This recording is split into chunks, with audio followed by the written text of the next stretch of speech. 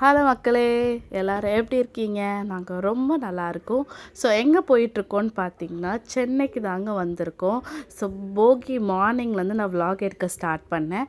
So அன்றைக்கி climate பாருங்கள் எப்படி இருக்குன்னு, பாதி போக பாதி பனி பெஞ்சிட்டு இருந்தது.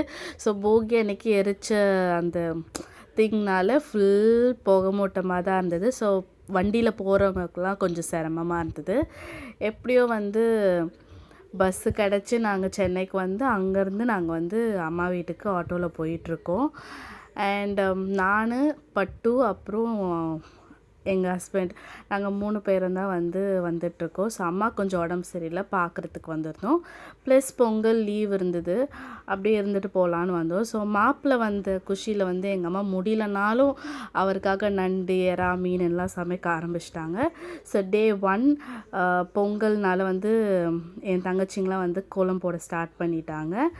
அப்படியே அவங்க ஒரு சைடு கோலம் போட்டுட்ருக்கேன், நானும் எங்கள் அம்மாவும் சேர்ந்து மார்னிங் டிஃபன் ரெடி பண்ண ஸ்டார்ட் பண்ணிட்டோம்.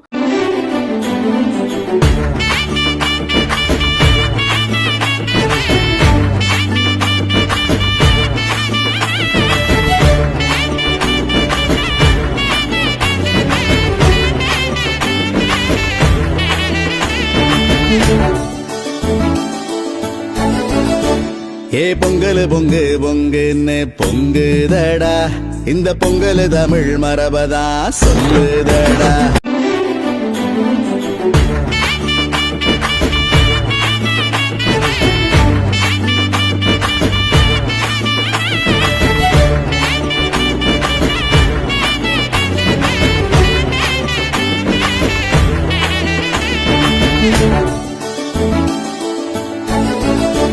ஏ பொங்கல் பொங்கு பொங்குன்னு பொங்குதடா, இந்த பொங்கல் தமிழ் மரபதா சொல்லுதடா. ஸோ பிரேக்ஃபாஸ்ட்க்கு என்ன பண்ணியிருந்தோன்னு பார்த்தீங்கன்னா, நல்லா நிறைய நெய் ஊற்றி மிளகு, சீரகம், இஞ்சி எல்லாம் போட்டு வெண்பொங்கல் பண்ணியிருந்தோம். கூடவே அதுக்கு தேங்காய் சட்னி அரைச்சிருந்தோம்.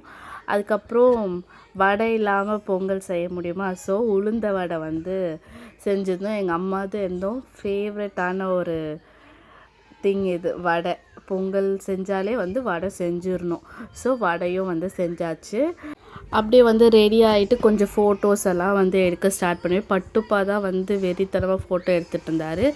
அப்புறம் ஃபோட்டோலாம் எடுத்து முடிஞ்சோடனே கான்சர்ட் நடந்துச்சு. ஸோ அந்த ட்ரம்ஸை அடம் பிடிச்சி வாங்கி ஃபுல்லு அவர் ஒரு 2-3 ஃப்ரெண்ட்ஸ் எல்லாம் அவர் மேக் பண்ணிட்டார் எங்கள் தெருவில். ஸோ அவங்களோட சேர்ந்து ட்ரம்ஸ் எல்லாம் அடிச்சுட்டு என்ஜாய் பண்ணிகிட்டு இருந்தார் அவரோட டேயை. ஸோ செம சூப்பராக போச்சுங்க பொங்கல் டே எங்களுக்கு. உங்களுக்கு எந்த மாதிரி போச்சு அப்படின்னு சொல்லி கமெண்ட் பாக்ஸில் கமெண்ட் பண்ணுங்கள். அண்ட் என் தங்கச்சிங்க போட்ட கோலம் எப்படி இருக்குதுன்னு சொல்லினோம் கமெண்ட் பாக்ஸில் கமெண்ட் பண்ணுங்கள். அண்ட் ஃபஸ்ட்டு டே இது போயிடுச்சு மார்னிங். ஸோ ஆஃப்டர்நூனுக்கு ரைஸ், சாம்பார், வடை, பொரியல், பாயசம், ஸோ இந்த மாதிரி எல்லாம் செஞ்சுருந்தோம். டே 2 மாட்டுப்பொங்கல் அன்றைக்கி இந்த கோலம் போட்டிருந்தோம். இந்த கோலமும் எந்த கோலம் நல்லா இருக்குது, 3 days 3 கோலம் போட்டிருந்தோம். எந்த கோலம் உங்களுக்கு பிடிச்சிருக்குன்னு சொல்லி மறக்காமல் சொல்லுங்கள். ஸோ என் தங்கச்சிக்கு ஸ்வீட்டிக்கு அன்றைக்கி பர்த்டே. ஸோ ஸ்வீட்டியும் துருவனும் இந்த ட்ரெடிஷ்னல் அவுட்ஃபிட் போட்டிருந்தாங்க மாட்டுப்பொங்கல் அன்னைக்கு. ஸோ சூப்பராக போச்சு எங்களுக்கு பொங்கல். அண்ட் என்ன சொல்கிறது, அன்றைக்கி நாங்கள் என்ன லன்ச் பண்ணியிருந்தோன்னா ஃபிஷ் ஃப்ரை, ஃபிஷ் குழம்பு, ரைஸ் இதெல்லாம் ப்ரிப்பேர் பண்ணியிருந்தாங்க அம்மா. ஸோ அன்றைக்கி அதெல்லாம் சாப்பிட்டுட்டு அப்படியே ஃபோட்டோஸ், வீடியோஸ் எல்லாம் எடுத்துகிட்டு நாள் சூப்பராக போச்சு எங்களுக்கு. உங்களுக்கு எப்படி போச்சுன்னு சொல்லி நீங்கள் மறக்காமல் கமெண்ட் பாக்ஸில் கமெண்ட் பண்ணுங்கள். அப்படியே அவங்க 2 பேரும் என்ன பண்ணிகிட்ருக்காங்க பார்த்தீங்கன்னா, ஏதோ ரீல்ஸுக்கு ப்ராக்டிஸ் பண்ணிகிட்ருக்காங்க அவங்க 2 பேரும் சேர்ந்து. ஸோ இப்படி தாங்க எங்களுக்கு மாட்டுப்பொங்கல் போச்சு. ஸோ டே 3 காணும் பொங்கல் அன்றைக்கி ஆக்சுவலாக எங்கேயும் போக முடியாது, செம்ம ரஷ்ஷாக இருக்கும். நாங்கள் அன்றைக்கி ஒரு தீம்டு கோலம் போடலான்னு சொல்லி இந்த கோலம் போட்டோம்.